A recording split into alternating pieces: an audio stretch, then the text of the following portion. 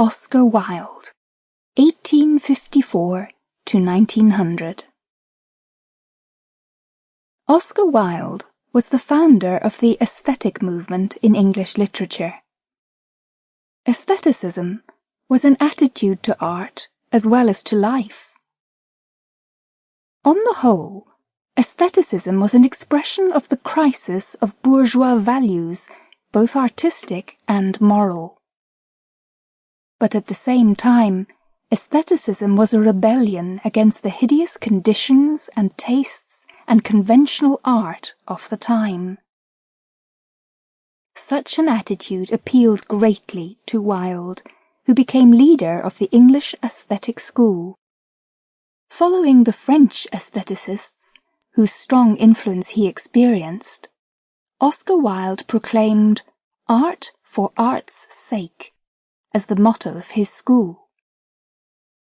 The exponents of the aesthetic school claimed the supremacy of art over life. Wilde used to say, "Life imitates art far more than art imitates life. Literature anticipates life. It doesn't copy it, but molds it to its purpose." Wilde had a false understanding of the proper aim of art. For him, beauty was the supreme pleasure of life. The only aim of art, according to Wilde, was to create beauty.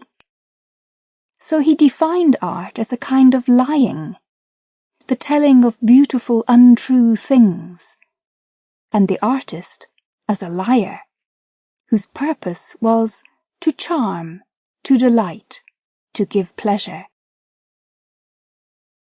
Wilde failed to see that art is called to serve life, that life, and life only, gives birth to art. Wilde didn't believe that art should influence and improve morals. There is no such thing as a moral book or an immoral book. Books are well written or badly written. That is all. All art is quite useless, he says in his preface to The Picture of Dorian Gray.